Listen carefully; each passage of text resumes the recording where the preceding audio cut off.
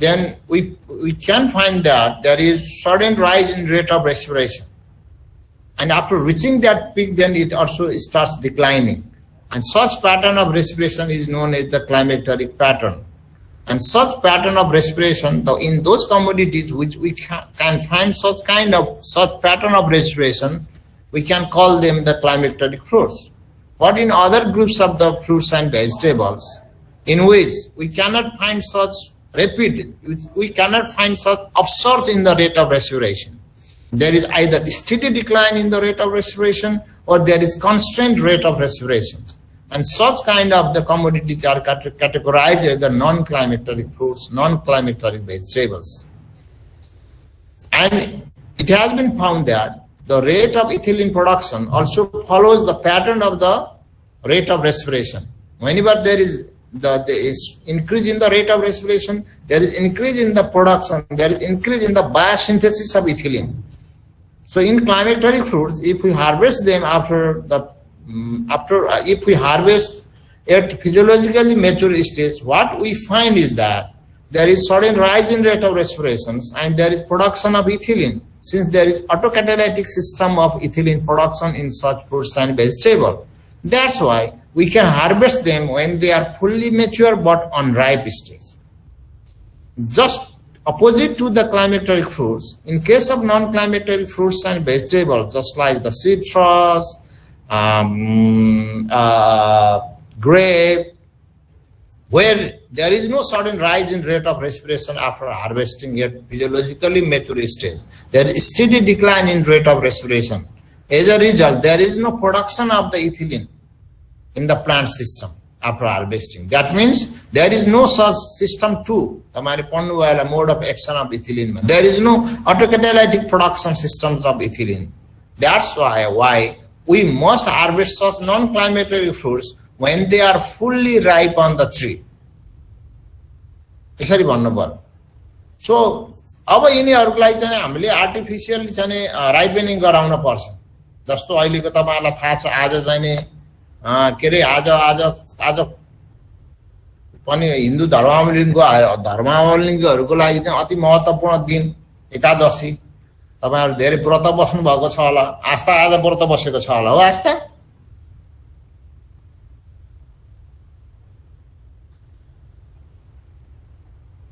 आस्था आज व्रत बसेछौ?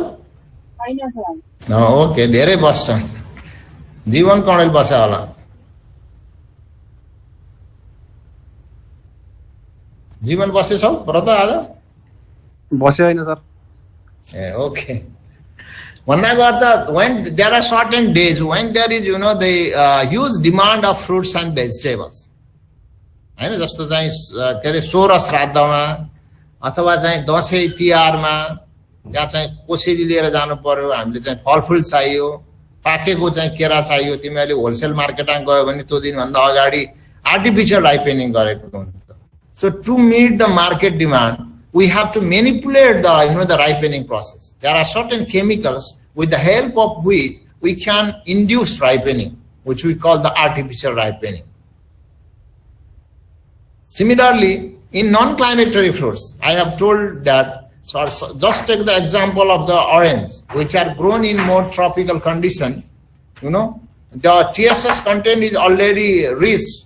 The required content, which we call the TSS content, is the 8 degree Brix. But although the sweetness is already accumulated there, but the color, the surface color is not properly developing. If we grow the oranges, if we grow mandarin in more tropical condition, as you know, citrus, they are basically the subtropical fruit crops. So what we should do, because appearance, the color holds the key to stomach. It has significant bearing on regarding the market appeal. Consumers they buy with their eyes. त्यसको चाहिँ colour बढाउन पर्ने हुन सक्छ। Colour green कलरलाई degradation गरेर yellow colour, orange colour develop गर्न पर्ने हुन सक्छ। त्यस्तो अवस्थामा चाहिँ डिग्रेडिङको कुराहरु आउँछ। त्यो बारेमा चाहिँ आज हामी छलफल गर्दै छौं। Okay? So artificial ripening is usually practiced in climacteric fruits, in which there is autocatalytic ethylene production. Autocatalytic ethylene production भनेको तिमीहरूलाई सायद सरले बताइसक्नु भयो होला इथिलिन बायोसिन्थेसिस अफ इथिलिन पढ्दाखेरि हो विज्ञान भनिसक्नुभयो सरले अटो क्याटालाइटिक प्रोडक्सन भनेको के हो भनेर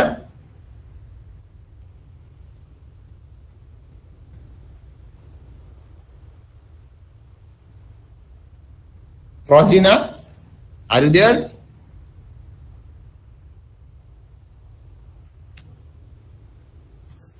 Progina Neupani? Yes, sir. के होला? Catalytic production.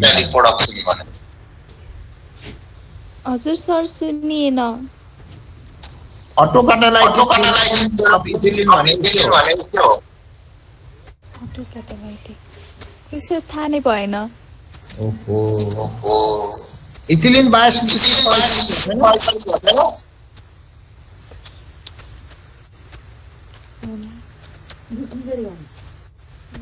नेत्र हजुर सर आवाज सुन्ने छ यस सर के हो auto catalytic production of ethylene तिमीहरुको पढाइ भयो बायोसिन्थेसिस अफ इथिलिन हजुर सर अटो क्याटालाइटिक प्रोडक्सन भनेको के हो अटो क्याटालाइटिक इथिलिन प्रोडक्सन भनेको यसो आइडिया लगाए नि सकिनु पर्ने यति यसो हाम्रो चाहिँ अलिकति इन्भाइरोमेन्टल चेन्जेस अथवा हाम्रो इन्ड्युस केमिकल्ली इन्ड्युस गरेर चाहिँ त्यसमा चाहिँ इथाइलिन प्रोडक्सन गराउने हैन नि बाबु तिमीहरुले के पढ्यौ है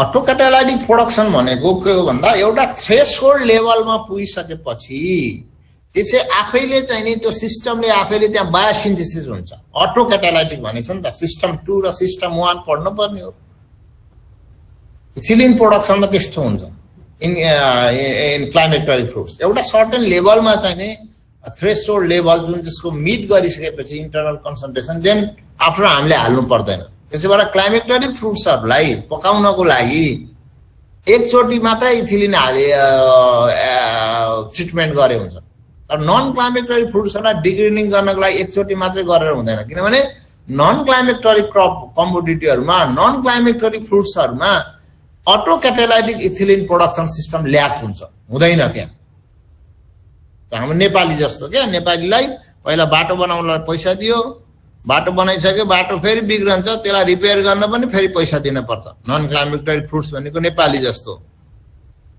बारम्बार दिइरहनु पर्छ किनभने since the non climacteric fruits they do not have the autocatalytic production of ethylene यो कुरा बुझ्नु पर्यो है अलि पढाइ पुगेन तिमीहरुको खै किताबहरु पढ्दैन जस्तो छ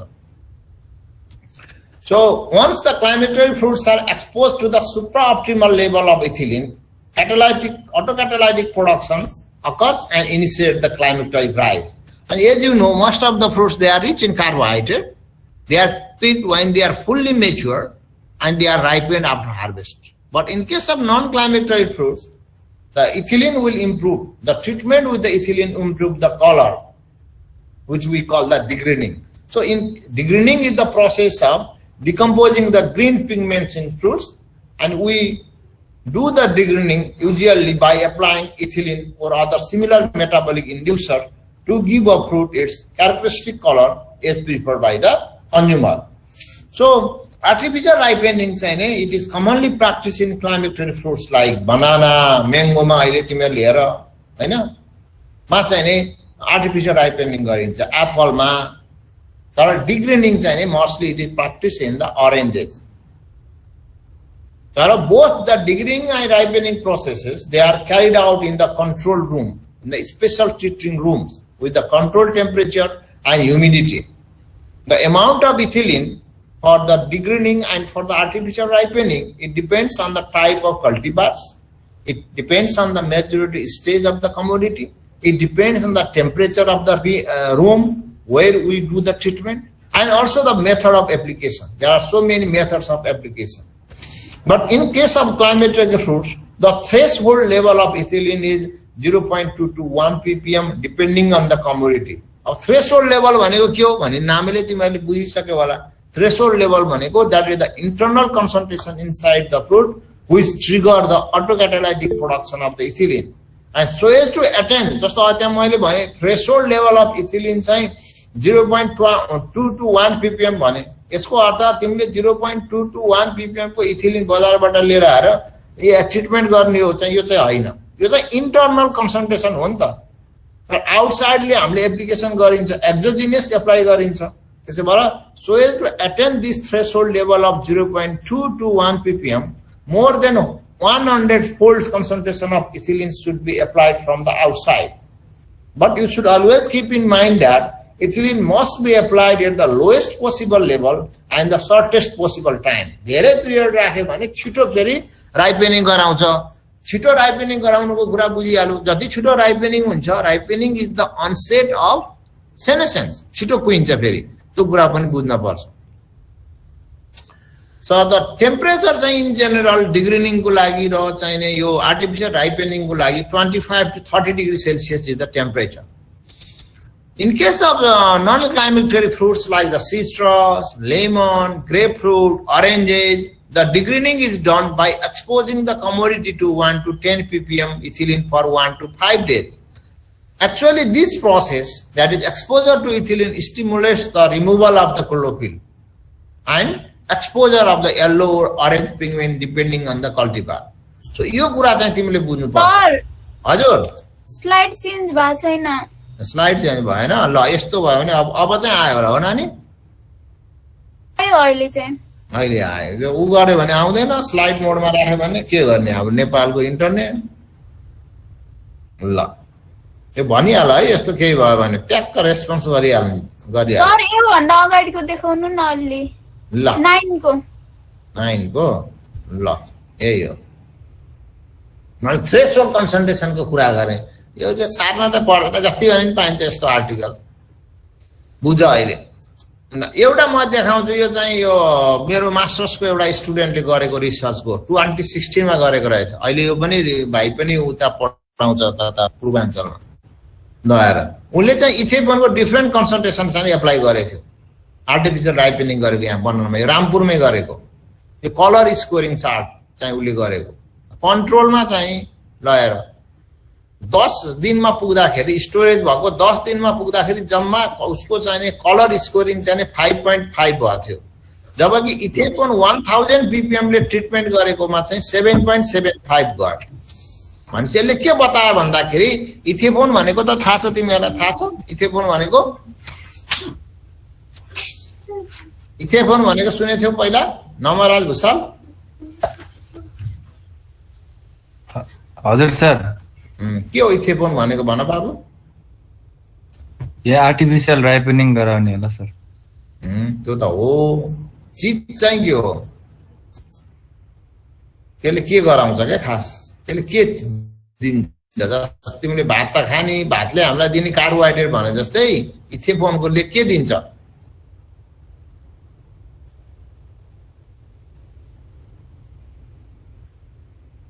केशव चापागाई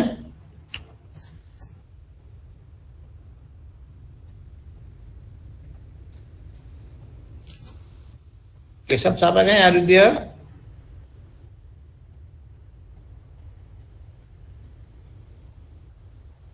कहाँ गयो केशव पूजा गर्न गयो जस्तो छ इथिलिन गोविन्द लामिछानेले भने इथिलिन चाहिँ नि ग्यासियस हार्मोन हो इथेनोल भनेको त्यसले जेनेरेट गर्छ इथेनोल हैन भनेको चाहिँ दैट लिबरेट्स द इथिलिन अब डिफरेन्ट नाममा बजारमा पाइन्छ फेरि ट्रेड नेम चाहिँ फरक हुन्छ केमिकल नेम एउटा भयो त्यो कुरा क्लियर हुन पर्छ है तिमीहरु यस्ता यस्ता कुराहरु एकदम you must be very clear in undergraduate हो पढ्ने भनेको बढी दुःख गर्ने रोशन श्रेष्ठले लेख्यो इज अफ इथेनोल भनेको चाहिँ नि के हो भने ethylene is a gaseous hormone नाम चाहिँ तर इथेनोलले चाहिँ नि that is a compound that generates the ethylene यो कुरा बुझ्न पर्यो स्वीकृतिले पनि कस्तो ठ्याक्क लेख्यो त्यो कुरामा चाहिँ तिमीहरु क्लियर हुनुपर्छ अब त्यहाँ चाहिँ इथेनोल चाहिँ उले 1000 ppm कोले गर्यो 750 ppm कोले गर्यो 500 ppm कोले गर्यो 250 ppm को हेर इथेनोल 1000 ppm कोले दोस्रो दिन के रे दिनमै 2.5 को स्कोरिङ आयो छैटौं दिनमा 5.5 को स्कोरिङ आयो। जस्तो स्कोरिङको अस्ति मैले तिमीहरूलाई देखाएको थिएँ क्वालिटीमा त्यसरी स्कोरिङ गरिन्छ भनेपछि कति चाँडो भयो त हैन। यो चाहिँ 10 दिन लगाएर चाहिँ भएको थियो कन्ट्रोलमा 5.5, जबकि इथेनोल 1000 ppm ले छैटौं दिनमै चाहिँ नि 5.5 को कलर स्कोर चाहिँ एटेन्ड गर्यो। त्यसले बताउँछ कि how इफिसिएन्ट is that particular concentration of the chemical to induce ripening. थुप्रै यस्तो रिसर्च गरेछ हाम्रो चाहिँ रामपुरमा यो सम्बन्धी। अब भर्खरै पनि एकजनाले गरिरहेछ केरामे प्री कुलिङ। अब अर्को अब आर्टिफिशियल राइपेनिङ र उसको कुरा सकियो। अब तिमीहरु पढिहाल्छौ। अब प्री कुलिङ। अब हेर, अब यो धेरै कुरा जे लेखे पनि अब तिमीले माइन्डमा राख्ने कुरा मात्रै भन्छु म, बुद्धि कुरा। अब प्री कुलिङ नामले नि बताइसक्यो। अब के छ भने मोस्ट अफ द कमोडिटीजहरु स्पेशली हाम्रो नेपाल जस्तो कन्डिसनमा मेजोरिटी तराई चाहिँ जुन चाहिँ प्रोडक्सन बढी हुन्छ, हार्वेस्टिङ पिरियडमा चाहिँ टेम्परेचर हाई हुन्छ। Immediately after harvesting the temperature of the commodity is very high. अनि तिमीले रेस्पिरेसनमा पढ्यो होला Q10 भन्ने। When the temperature is high, the rate of respiration is higher. The rate of transpiration, that is water loss, is also high. That means if we keep the commodity at high temperature, the post-harvest loss will be obviously higher. त्यसै भएर जुन त्यो field hit भएको हुन्छ, high respiration भएको हुन्छ, high temperature भएको कारणले त्यो टेम्परेचरलाई बिफोर स्टोरेज हामीले कुल डाउन गर्नुपर्छ। त्यो जुन कुलिङ गरिन्छ immediately after harvesting before reaching to the market. Sound disturb आयो भने चाहिँ हाम्रो मीना शर्माले, अरूकोमा कस्तो आएछ? साउन्ड डिस्टर्बै आइरहेछ? किनभने प्राय जसो हाम्रो पनि अलिक बिग्रिरहेछ क्या यो नेट। मीनाले भनेछ सृष्टिले चाहिँ हैन क्लियर नै छ भनेछ। मीनाको घर कहाँ छ? मीना तिम्रो? ए पूर्वतिर डिस्टर्ब छ अरे रोशनले भनेको। रोशनको घर पूर्व हो?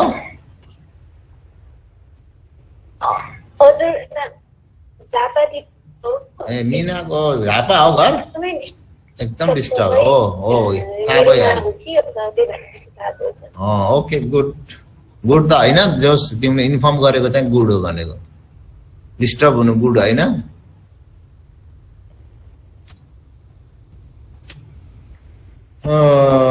कस्तो गाह्रो भयो, के गर्ने होला त? झन् झापाको मान्छेकै चाहिँ गडबड भयो भने त ल। मैले चाहिँ त्यो भने हैन प्री कुलिङको बारेमा। अरू कुराहरु त तिमीहरुले लेखिहाल्छ। So it means quick removal of the heat from the freshly harvested fruits and vegetables to reduce the loss in quality of the produce once it has been picked. So pre-cooling increases the post-harvest life of the produce. And higher quality, longer shelf life means more profit to the wholesaler, more profit to the retailer, more profit to the grower. अर्को कुरा के हुन्छ?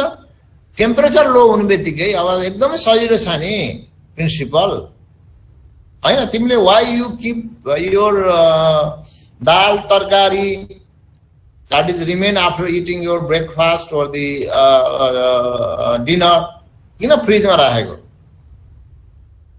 के हुन्छ फ्रिजमा राखेर त्यो दाल तरकारी फ्रिजमा राखेर? फिजियोलॉजिक एक्टिभिटीहरु चाहिँ घटाउनलाई। संयोगले। संयोगै हो त तिम्रो नाम? संयोग गौतम। सर छोराको नाम पर्यो के सर? अब यो 22 बिहान चलाएको थियो छोरा। अहिले गाह्रो छ त्यही जस्तो लाग्यो। फोटो एकदम कलिलो छ। हुन त बच्चाको फोटो राख्न सकिन्छ। कस्तो गाह्रो छ अहिले लगाएर। अहिले बच्चा बच्ची हुनलाई धेरै गाह्रो छ हैन? अब सबैको क्लास अहिले अनलाइन हुन्छ। हजुर सर।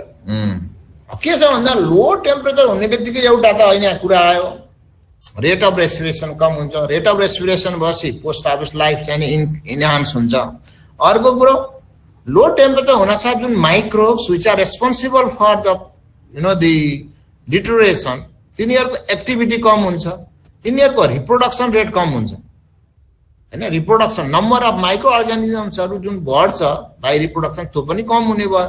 अर्को तिनीहरुको एक्टिभिटी पनि reduce हुन्छ। As a result the post harvest life will be enhance. अर्को त्यो कुरा भनेको यसले यो सेन्टेन्सले। Another benefit to pre-cooling is the limiting of microorganism growth, because cold temperature inhibits the growth of both existing and new microbes. हामी सबैलाई के थाहा छ भन्दाखेरि especially during summer, the temperature of the fruits and vegetables at the time of harvesting is near to 30-40 degrees Celsius, at which the rate of respiration is higher, with the consequently the storage life will be lower. So it is axiomatic that the quicker the temperature of the produce is reduced to the selected storage temperature, the longer will be the storage life. So the rapid cooling process immediately after harvesting is called as the pre-cooling, and it particularly benefits those perishable and the rapidly respiring fruits and vegetables. So for storage and the long distance transportation of the produce, the question is how you should pre-cool. The question is not you should pre-cool or not, you must pre-cool it. But the important question is the method you should adopt in pre-cooling. How you should pre-cool, depending on the commodity. Kasari pre-cooling garne bhanne chai, depending on the commodity, it may be room cooling, it may be or hydro cooling, it may be vacuum cooling, it may be ice cooling, or it may be forced air cooling. So pre-cooling to the desired temperature should be completed within 2 to 3 hours or to 24 hours immediately after harvesting. Here the advantage of pre-cooling मैले कतैबाट ल्याएर टक्क राखिदिए। एउटा inhibition of the growth of decay causing organism मैले भनिसके। अर्को enzymatic एक्टिभिटीहरुको पनि रेस्ट्रिक्सन हुन्छ। अर्को transpirational loss of water from the harvested produce पनि रिड्युस हुन्छ हैन। अर्को reduction in rate of respiration and ethylene liberation. अर्को rapid wound healing. So these are the methods of the pre-cooling. But the selection of the pre-cooling method, it depends on the temperature of the produce at harvest. It depends on the physiology of the produce, and it depends on the desired post-harvest life. So one method is the room cooling or air cooling. यो त सजिलो भयो। हाम्रो normal ambient temperature चाहिँ मा राख्ने भनेको चाहिँ room cooling हो, air cooling हो। Here the products are allowed to grow cool in normal room temperature without any artificial means. And there is a trade-off with room cooling. Actually, benefits are पनि छन्, demerits are पनि छन् यो room cooling को air cooling को हैन। अब demerit के हो भन्दाखेरि it takes long time. It is very slow process. फाइदा के हो? It requires relatively low energy. हामी कुनै पनि energy को use गर्दैनौं त्यसमा। So this is suitable for those products or those varieties that do not decay quickly. For example, beet भयो, cabbage भयो, potato भयो, pumpkin भयो, apple भयो, pear भयो. They are often room cooled, but we can do it faster in the form of, there are other faster form of pre-cooling also.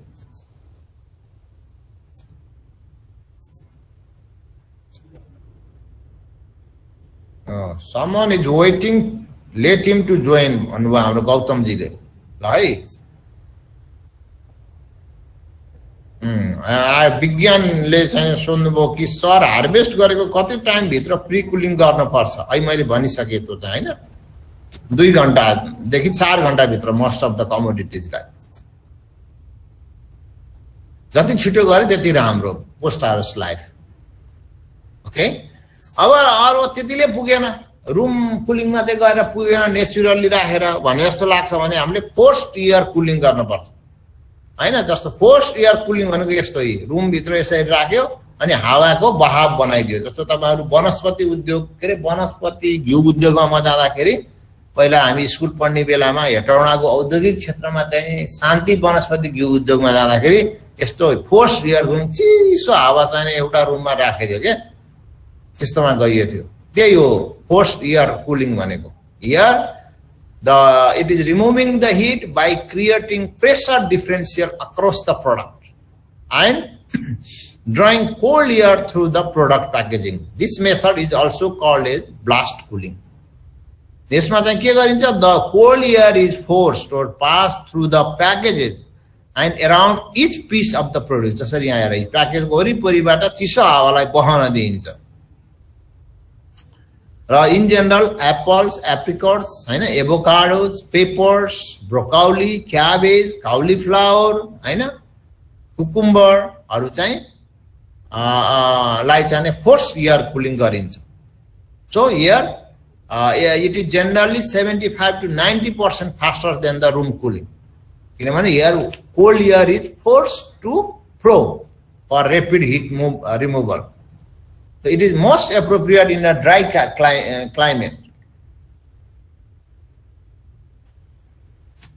This is the technique of forced air cooling. अर्को चाहिँ hydro cooling, नामले पनि बुझिसक्यो यहाँ यार, पानीले यसरी नुहाइदिएछ माथिबाट, यसो यसरी पानीमै राखेर यसरी चाहिँ फ्लोटिङ गराइरहेछ। Hydro cooling, it is a method of pre cooling that involves chilling water and then showering and submerging the product in cold water or by sprinkling cold water on the surface of the commodities. But you should always keep in mind that the water is four एउटाबाट अर्कोमा transmit गर्छ चाहिँ माइक्रोब्सहरु। त्यसबाट the water should be clean, chlorinated or contain some fungicides or bactericides. जस्तो हाम्रो जस्तो अस्ति नै मैले काठमाडौँको फोटो खिचेको देखेँ थिएँ, त्यहाँ मुलाहरु चाहिँ त्यो फोहोर चाहिँ पानीमा चाहिँ नदीमा हाम्रो टेकुमा त्यस्तोमा चाहिँ पखालेको देखेँ थिएँ। त्यस्तो त द्याट्स ब्याड हैन, त्यस्तो चाहिँ गर्न भएन। हाइड्रो कुलिङको लागि युज भएको वाटर क्लीन र क्लोरिनेटेड हुनु पर्यो। यस्तो हाइड्रो कुलिङ पनि मोस्टली बिनहरुमा, ब्रोकाउलीमा, क्याबेजमा, क्यारोटमा, कुकुम्बरमा हामी गर्न सकिन्छ, रेडिसमा हैन, यो त रेडिसमा त मेन भइहाल्यो। Without additives, water cannot be cooled below 0 degrees Celsius. So this method is ineffective for cooling down to 31 degrees Fahrenheit or below. This method also brings about the safety concern such as the pathogen that can be easily carried and spread by the water. यसरी चाहिँ हामी गर्न सकिन्छ। Hydro cooling of Apple गरेको देखाएको छ, त्यस्तै अरु फ्रुट्सहरुलाई पनि हामीले हाइड्रो कुलिङ गर्न सकिन्छ। अनि अर्को रहे यसरी कन्ट्याक्ट आइसिङ, माथिबाट टपिङ गर्दिने आइसलाई। जस्तो तिमीहरुलाई बेसकन ज्वरो आयो भने टाउकोमा आइस हाले जस्तै। The commodities are cooled by contacting with the ice pieces. Sometimes the ice pieces, they are kept on the top of the fruits during the transport, and this is known as top icing. While तिमीहरुलाई सोच्नु what is top icing भने factor during transport यसरी चाहिँ ice पिसलाई चाहिँ top of the फ्रुट्समा राखिन्छ, त्यसलाई चाहिँ top icing भनिन्छ भने वानमा वान आइहाल्यो। अर्को छ भ्याकुम कुलिङ। सिलिकी क्वेशन छैन। भ्याकुम कुलिङ नामले बताइसक्यो। त्यस्तो कमोडिटीजहरु, भेजिटेबल्सहरु mostly which have high surface to volume ratio, they are cooled in vacuum.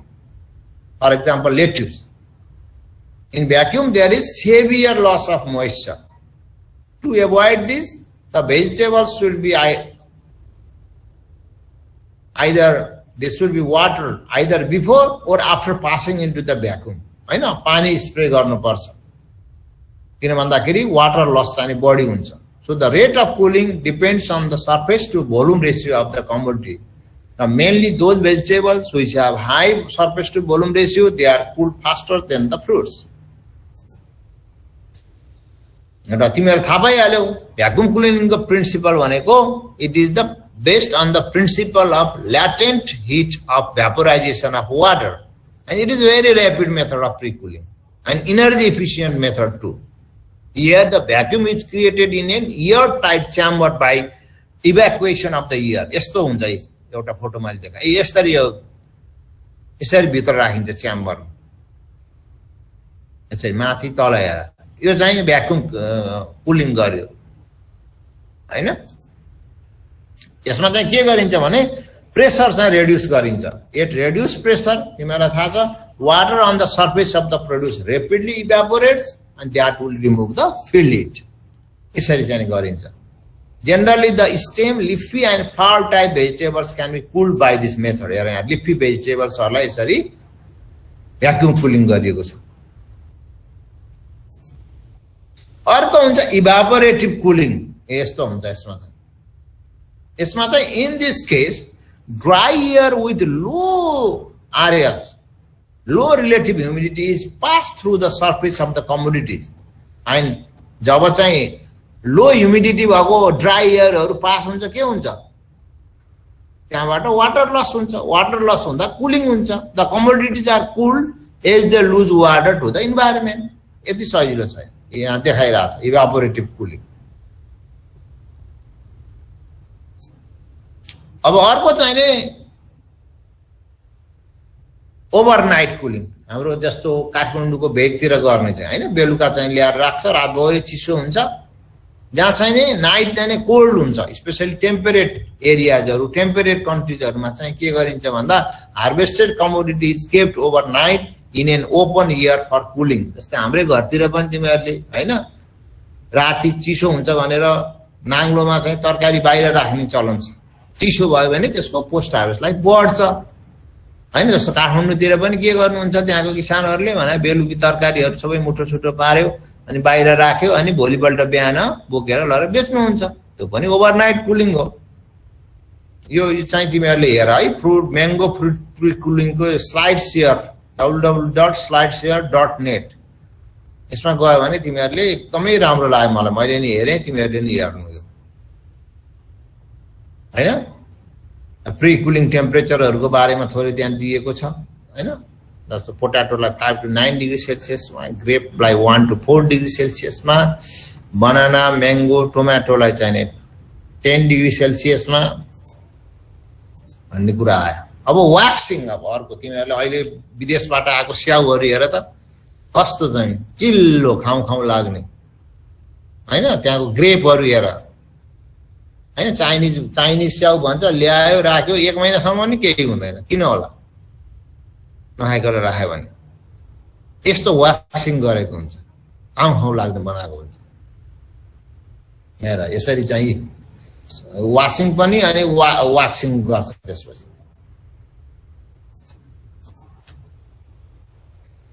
हामी सबैलाई के थाहा छ भन्दाखेरि अब जुन हामीले भन्यौं वाशिङ गर्छौं क्लिनिङ गर्छौं त्यो बेलामा चाहिँ नेचुरल वाक्स लेयरहरु रिमुभल भएको हुन्छ स्पेशली एकदम स्मल इन्जुरीजहरु स्क्रैचेसहरु भयो भने के हुन्छ they provide the entry for the pathogen they provide the avenues for the entry of the pathogen त्यहाँ टाइनी इन्जुरी भएको सानसाना स्क्रैचेसहरु भएको हुन सक्छ त्यसलाई चाहिँ they can be sealed by the wax अर्को कुरो it also enhance the gloss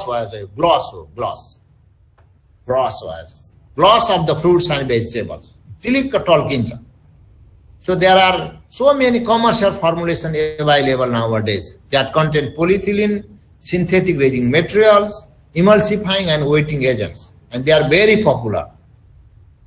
And this wax formulation, they can be used as a carrier of the fungicides also. एउटा त आफै waxing को पनि काम गर्ने भयो अर्को waxing गर्ने बेलामा fungicides पनि मिक्सिङ गरेर गर्दिएको हुन्छ inhibitors of senescence राखिदिएको हुन्छ inhibitors of the sprouting राखिदिएको हुन्छ so in developed countries waxing is practiced in many fruits and vegetables like cucumber sweet pepper tomato even carrot apple त भइहाल्यो banana bhaihalyo but that wax which is used it should be approved by the regulatory body as a food additive जसको जुन organisation हुन्छ सम्पूर्ण respective कन्ट्रीको food authority त्यसले चाहिँ approve गरेको rate र एप्रुभ गरेको wax फर्मुलेसनमा त युज गर्नुपर्छ so these are some of the benefits associated with the waxing first one मैले तिमीलाई भनिसके water loss transpiration loss of water लाई retard गर्छ so it retards transpiration and thereby it reduces the shriveling. Ergo it imparts to the added gloss and makes the fruit more appealing in the market. Third one, it acts as a carrier of the fungicides. It acts as the carrier of the sprout inhibitor and color. It seals tiny scratches and wounds on the surface of the commodity. It reduces the chilling injury in some fruits. And it retards the ripening of banana.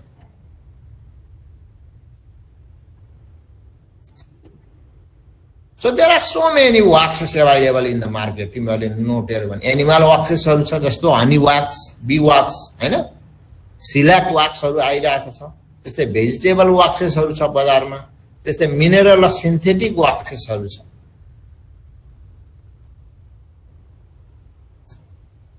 So, but there are certain points you should keep in consideration while you do the waxing. एउटा चाहिँ जुन fruits हामीले वाक्सिङ गर्दैछौँ, जुन vegetable वाक्सिङ गर्दैछौँ, त्यसको चाहिँ good क्वालिटीको हुनुपर्छ, मेच्योर र क्लिन हुनुपर्छ। फोर फ्रुट उसलाई गऱ्यो भने त झन् त्यहाँको कमोडिटीहरूमा भएको चाहिँ नि माइक्रोब्सहरूको झन् बढी चाहिँ नि replication हुन्छ, reproduction हुन्छ। So do not wax fruits with noticeable injuries because waxing seals in microorganism. Second, waxing must not be too thick or too thin. यसको रेटै हुन्छ, जस्तो ISO ले के भन्छ भन्दाखेरि अरेन्जमा wax content चाहिँ नि 140 milligram per kg हो भनेर रिकमेन्डेसन गरेको छ। So, in case of orange, 140 milligram per kg of fruit is recommended. त्यतिसम्म मात्रै गर्छ, किन भन्दा बडी थिक भयो भने पनि राम्रो हुन्न, कम थिन भयो भने पनि राम्रो हुँदैन हैन। If it is too thin, moisture loss is not totally inhibited. If there is too thick, such heavy coating increase the decay and physiological disorder. Or select the appropriate wax. A commodity responds differently to different wax formulation. त्यसो भए तिमीहरु भन्दा senior दाइ दिदीहरुले जो चाहिँ सुन्तला के रे यो के रे त्यो रामेछापको जुनार सुपर जोनमा पनि जोनमा पर्नेहरुले थुप्रो काम गरेको छ। त्यसमा हाम्रो मास्टर्समा नि गरेको छ, किन भन्दाखेरि कमोडिटी अनुसार तो चाहिने wax formulation चाहिने फरक हुन सक्छ, रेस्पोन्स डिफरेंटली गर्न सक्छ। So you should read the the recommendation given by the manufacturer.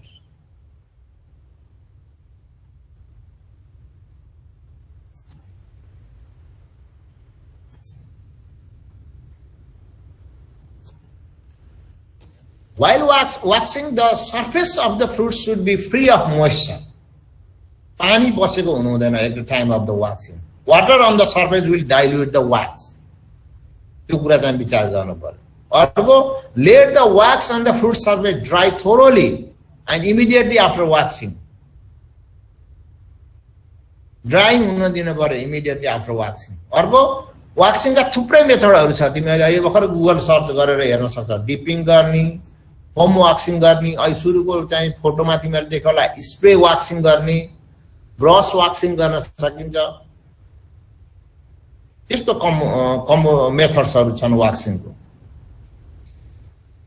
अब यो लास्ट तिर आयो तर very important, washing and drying हेर सबभन्दा ठुलो समस्या। मैले यो अस्ति यो जिन्जरको स्टडीमा देखेको, माटै सज लिएर आउँछ क्या हाम्रो किसानहरु, अनि भन्छ फलानुले रोक्यो, इन्डियाले रोक्यो हाम्रो चाहिँ के रे उलानलाई, सफा गर न। स्यानिटरी र फाइटोस्यानिटरी सर्टिफिकेटको कुरा छ अहिले, WTO ले भनेकै छ, त्यो नगरिकन त कहाँ लान दिन्छ त। तर हाम्रो के छ, त्यो नै गर्दैन यार। So to remove the dust and dirt, washing is very important. Washing can be accomplished during pre-cooling. And सफा गर्नु पर्यो नि त। And after washing, drying is also very essential.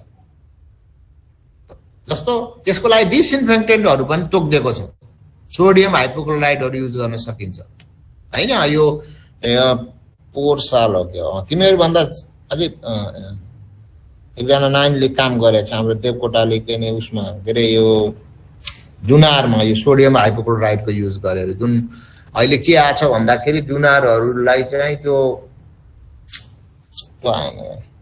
पुल बटमा चाहिँ राख्ने चलन आछ। त पुल बटमा राख्नु भन्दा अगाडि त्यसलाई ट्रिटमेन्ट गरेर र नगरेर दुईटा चाहिँ उले चाहिँ हेर्दाखेरि चाहिँ यो सोडियम हाइपोक्लोराइडहरुको युजले चाहिँ राम्रो चाहिँ पाएको छ, राम्रो रिजल्ट आएको छ, भेरी एक्सलेन्ट रिजल्ट आएको छ। So it's very important. Sodium hypochlorite can be used to disinfect at the rate of 15,000 ppm in citrus. Banana हेर हाम्रो चाहिँ केरा कस्तो हुन्छ भन्दाखेरि त्यो ल्याटेक्स जुति बेले कतिको काटेर हेरेछ, काँचो चाहिँ केरा लिएर आएर हार्भेस्ट कतिले गरेछ हैन, जुन जुन डी ह्यान्डिङ गर्छ, हात जुन निकाल्ने बेला कति ल्याटेक्स आउँछ, त्यसलाई रिमुभ गर्न पर्यो।